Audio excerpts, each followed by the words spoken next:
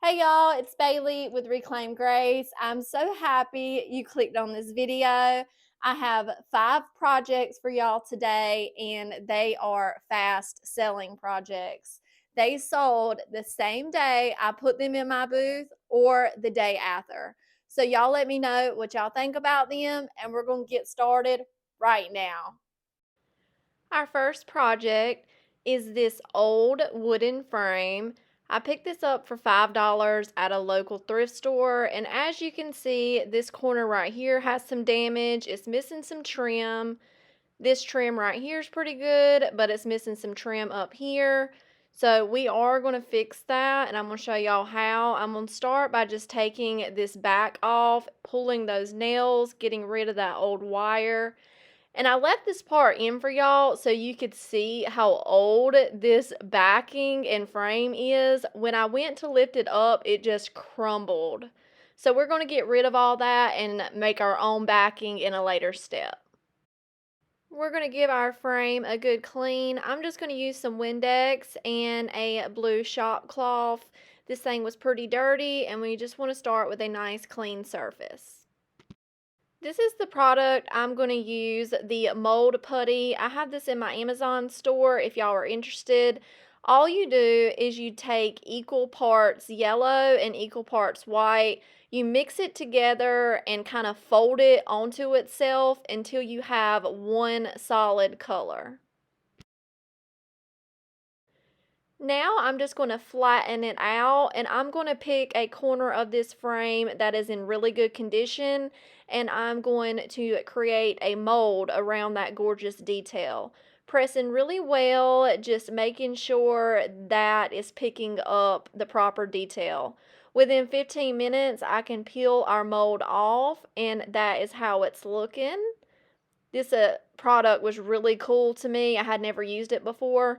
So now we're going to take some popsicle sticks and kind of build up this corner again. I'm going to use a larger popsicle stick first just to create a base, and then add a second layer just to build up that edge a little bit before we add our hot glue mold.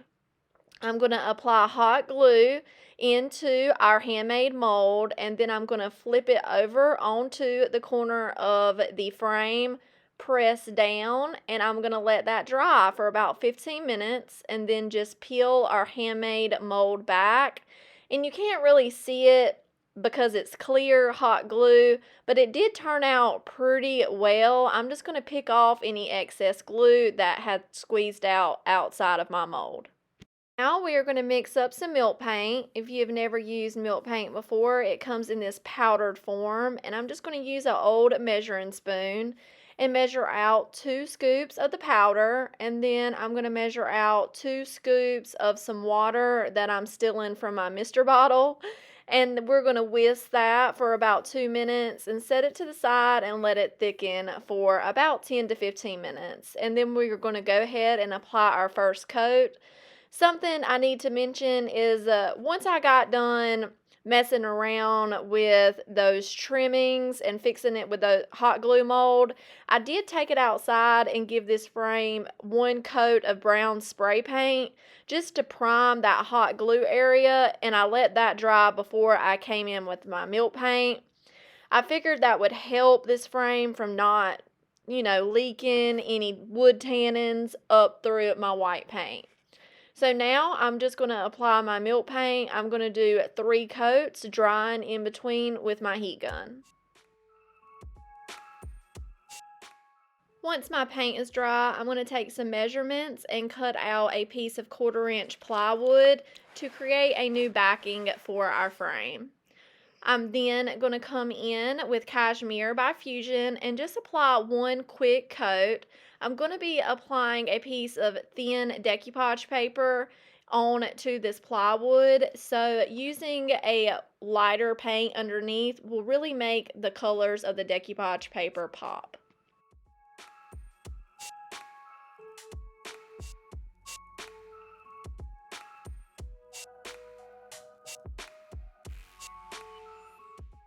We are going to be using this gorgeous whimsical decoupage paper I ordered from Emily at jbowenandcompany.com. I will have her information down in my description box. I absolutely adore this swan.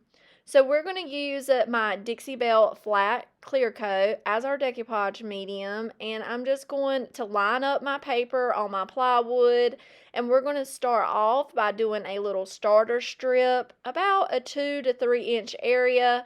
I'm going to mist my paper, apply my flat clear coat to my plywood, and then I'm going to put my hand in a little plastic baggie, or you can use some cellophane, or that's not what it's called, is it? Cling wrap. There you go. Cling wrap. But I just have these little baggies next to me because I wrap my paintbrushes up with them.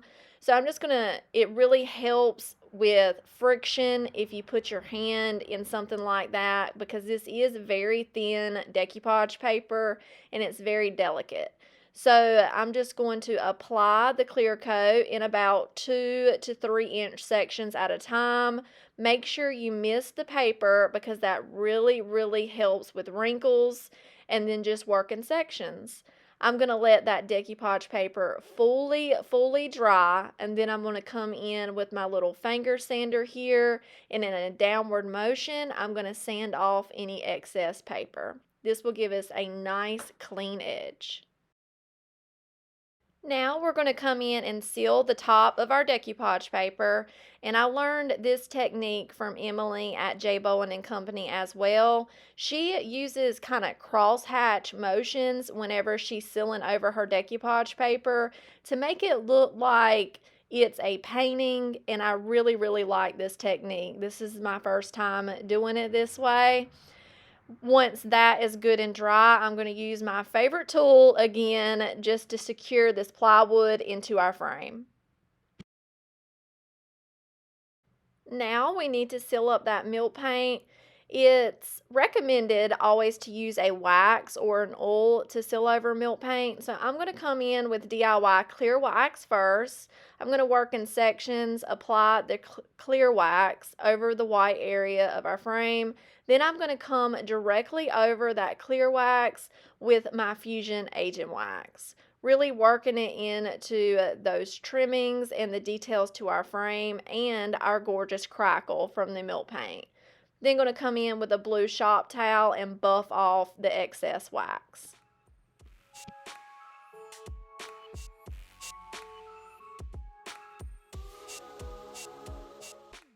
I love the dimension the agent wax does to the white frame, but that's always an optional step. You can just clear it with just the clear wax and be done with it. There is the difference I'm trying to show you right there, and the corner we fixed. And here is our final project. I love how this came out. Y'all let me know what y'all think about this project, and I have this paper linked in my description box. I priced this gorgeous artwork for $69.95. And I did not notice that I had another piece of trim missing until I was making my final shots. But that's just going to be character at this point. It's one of those little corner details on the left bottom. Y'all let me know what y'all think about this project. Project number 2 is this solid wood bench or side table. I feel like it could be either. Very dusty. Try to leave y'all a message there to hit the like button if you are enjoying this content so far. We're going to start off by giving this a good dusting because it needs it. Then I'm just going to come in with some Windex and give this baby a good clean. I'm just using Windex because it's handy and it has worked very well for me.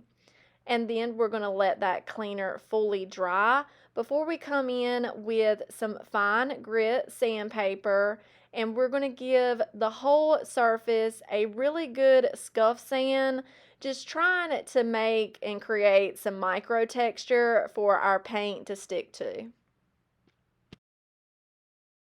I forgot to mention I paid $3 for this. I'm going to call it a little side table from Salvation Army. So I thought that was a really, really good deal.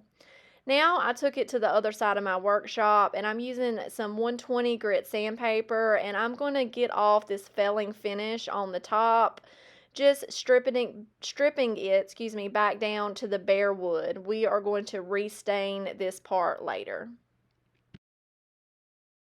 I gave the whole side table another good wipe down just with a damp, clean cloth.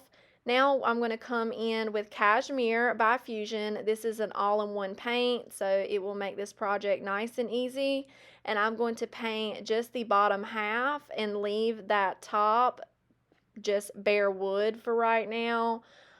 Just getting and slapping this first coat on. Of course, we're going over a dark surface, so we are going to have to do multiple coats here.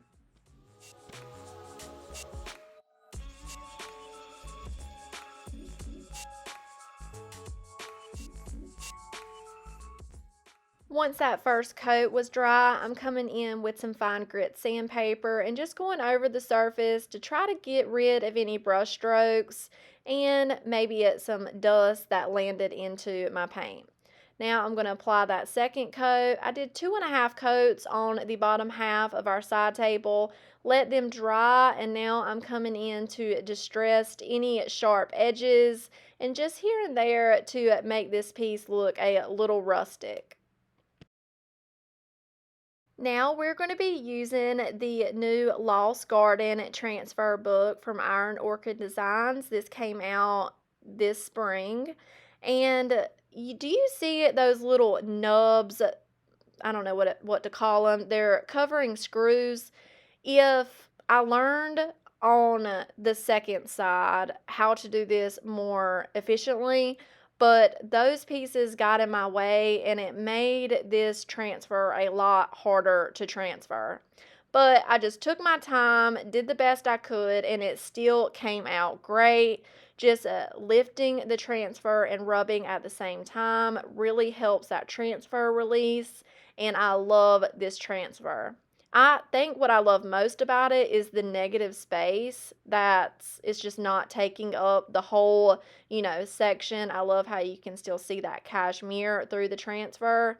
So here's the side I learned. So I learned how to do it better, more quicker.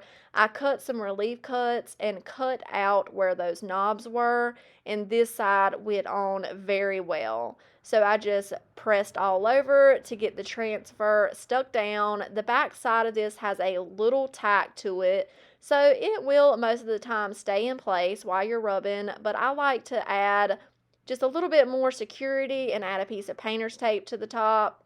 Sorry, I moved on pretty quick there. Now I'm taking my Fusion Agent Wax and I'm going to actually use this wax to stain the top of our table. I just love the color of it. I have never done this before, but it turned out great, y'all.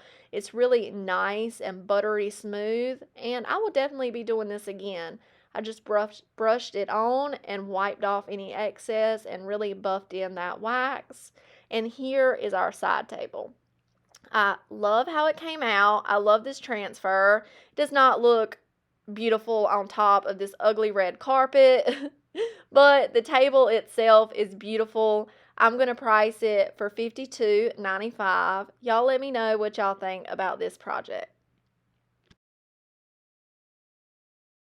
I forgot to mention I did clear the sides or the bottom half of the table with Dixie Belt flat clear coat. The transfer does need to be sealed. Do y'all remember this gorgeous frame?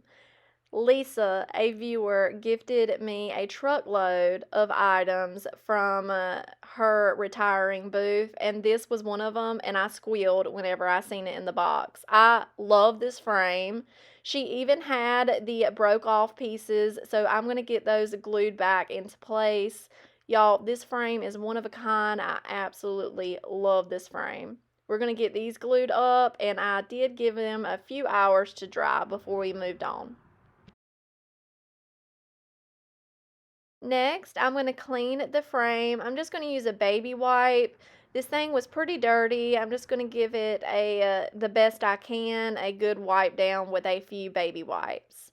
Now I'm going to flip it over and measure out this section right here, and I went to the other side of my workshop and cut out a piece of plywood. Here is that plywood. And we are going to be adding a canvas print to this frame.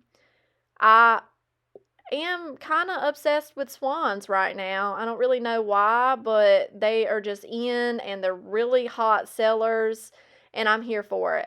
I ordered this canvas, y'all don't be mad at me, from Temu. I know, I'm not a fan of Temu either, but I absolutely adore their canvas prints.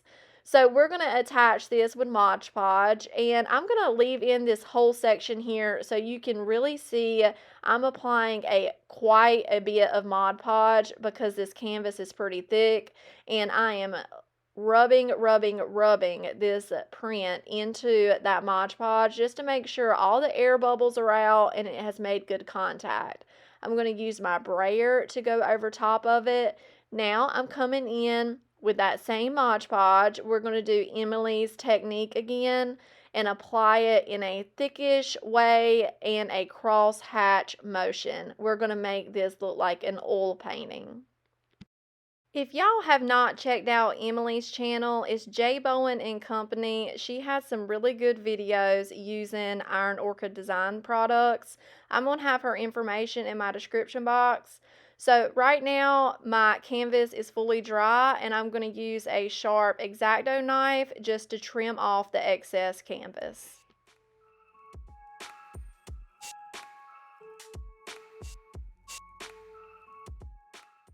Now I'm going to come in, I didn't use both of these, just this gold rub and buff. The frame had some damage. I'm going to come in with a little artist brush and just kind of blend in those areas to make them not so obvious.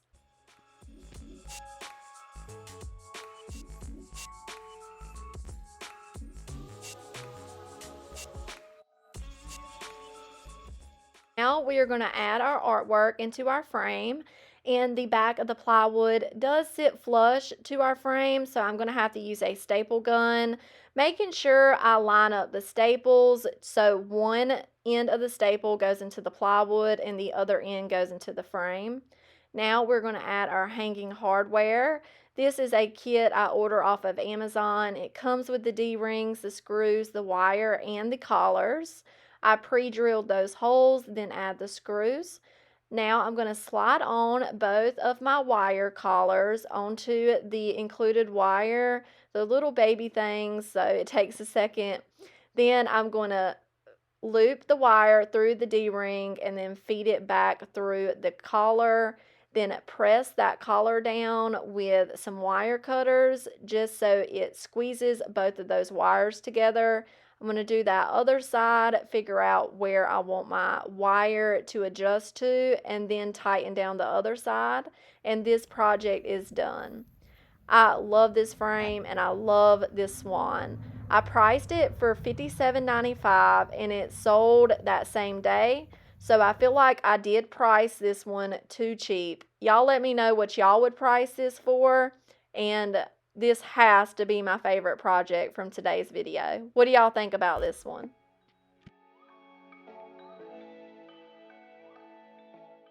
Our last two projects are these crosses I thrifted. I paid 99 cents for both of them. I'm going to heat up those stickers so that glue underneath gets loose, so we can just use our scraper to get off the stickers and the price tags, and then I'm going to give them a good clean. I'm just going to use a baby wipe. For the cross without the stand, we're going to be using DIY paint in Apothecary. This is a nice spring color. I wanted to show y'all this. My mama wanted a paper wreath, so I'm like, come over here and make one. So that's her crafting in front of me. Last week's video, I said I did not have any crafty friends, and a lot of y'all related to that because I am the only one I don't have any friends that craft. But I am very fortunate enough to have a mama that dibbles and dabbles in crafts. I mean, she doesn't craft like I do. Like, she doesn't really know where I got this gene from. She says it's my aunt that is no longer with us. But my mama does love to paint, and if she wants to remake one of my projects, I love that. So she just comes over to the shop and I'll explain to her how to do each step. So I kind of missed all that. Y'all seen me paint the apothecary. Now I'm coming in with a baby wipe and wet distressing. That's one of the things I love most about the DIY paint. Now that clay-based paint needs to be sealed, so I'm going to seal it first with some clear wax, then go right over top of that clear wax with some fusion agent wax and buff that off. I couldn't get that wax out of the details of the cross with the towel, so I grabbed another paintbrush and just kind of feathered that wax out, and this project is done. A super easy one. I priced it for $9.95. Now, with our second cross, we're going to come in with Pennies from Heaven. This is a gorgeous copper color. It's nice and creamy, and I love painting with this product. It goes on like silk. Either way, I'm going to put on 2 coats of this Pennies from Heaven on the entire cross, working it into those details, and I will paint the back of the cross as well.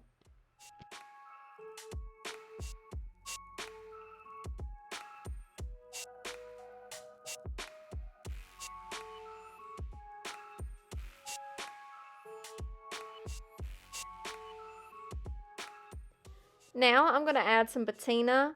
I'm going to use a little bit of the apothecary paint and my water mister, and I'm just going to apply it in some random nooks and crannies to our cross and other areas to the base.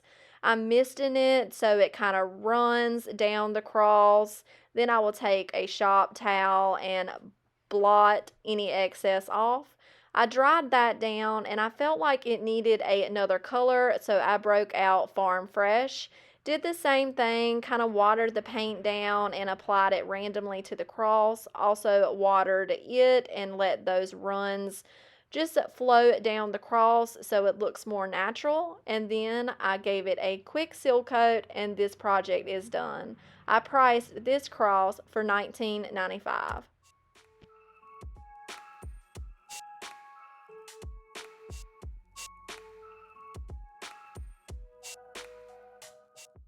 And that is it for today's projects. I hope y'all enjoyed them. Y'all let me know which project is your favorite down in the comments. And if you got any inspiration from today's video, hit that like button and consider subscribing if you have not already. Bye.